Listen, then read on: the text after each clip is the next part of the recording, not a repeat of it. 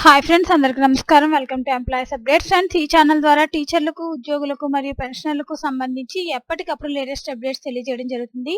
So friends, ఈ video కనుక మీకు నచ్చినట్లయితే లైక్ చేయండి, షేర్ చేయండి, అలాగే మన ఛానల్ను సబ్స్క్రైబ్ చేసుకోండి. ఉద్యోగుల జీతం పెంపు, ఇన్కమ్ ట్యాక్స్ తగ్గింపు, పార్లమెంటులో కేంద్రం వివరణ. డిఆర్ఎస్ అలవెన్స్ పెంపు ప్రకటన కోసం కేంద్ర ప్రభుత్వ ఉద్యోగుల నిరీక్షణ ఇంకా కొనసాగుతుంది. ఈ ఏడాది డిఏ పెంపు ప్రకటన శుక్రవారమే వస్తుందని అందరూ అంచనా వేయగా కేంద్ర ప్రభుత్వం నుంచి ఎలాంటి అప్డేటు రాలేదు. అయితే డిఏ పెంపుపై ప్రభుత్వం నిర్ణయం తీసుకుందని, అధికార ప్రకటన త్వరలోనే వస్తుందని సంబంధిత వర్గాలు చెబుతున్నాయి. డిఏ పెంపు కోసం 50 లక్షల మందికి పైగా కేంద్ర ప్రభుత్వ ఉద్యోగులు ఎదురుచూస్తున్నారు. ఈ దఫా కూడా 4% డిఏ పెంచే అవకాశం ఉందని నిపుణులైతే అంచనా వేస్తున్నారు. 7వ వేతన సంఘం సిఫార్సు అమలు చేసినప్పుడు 6వ వేతన సంఘం కనీస వేతనంతో పోలిస్తే కేంద్ర ప్రభుత్వ ఉద్యోగుల బేసిక్ శాలరీ 14.3% పెరిగింది.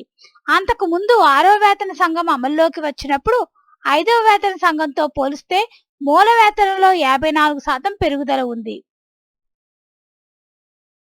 కేంద్రం ఆర్థిక శాఖ సహాయ మంత్రి పంకజ్ చౌద్ మాట్లాడుతూ 2014 నుంచి కేంద్ర ఉద్యోగులు, పెన్షనర్లకు ప్రకటించిన వివిధ పన్ను ప్రయోజనాల చర్యల వివరాలను ఆయన పార్లమెంట్లో వెల్లడించారు. ప్రాథమిక పన్ను మినహాయింపు పరిమితిని 2 లక్షల నుంచి 2.5 లక్షలు ప్రభుత్వం పెంచింది. ఆదాయ పన్ను సెక్షన్ 80(c) కింద మినహాయింపును క్లెయిమ్ చేసే పరిమితిని 1 లక్ష నుంచి 1.5 లక్షలకు పెంచాం. ఫైనాన్స్ యాక్ట్ 2017 ప్రకారం మొత్తం ఆదాయం 2.5 లక్షల నుంచి 5 లక్షల మధ్య ఉన్న వ్యక్తులకు ఆదాయ పన్ను పరిమితిని 10% నుంచి 5%కి తగ్గించాం. అదేవిధంగా స్టాండర్డ్ డిడక్షన్ 40,000 నుంచి 50,000కు పెరిగింది.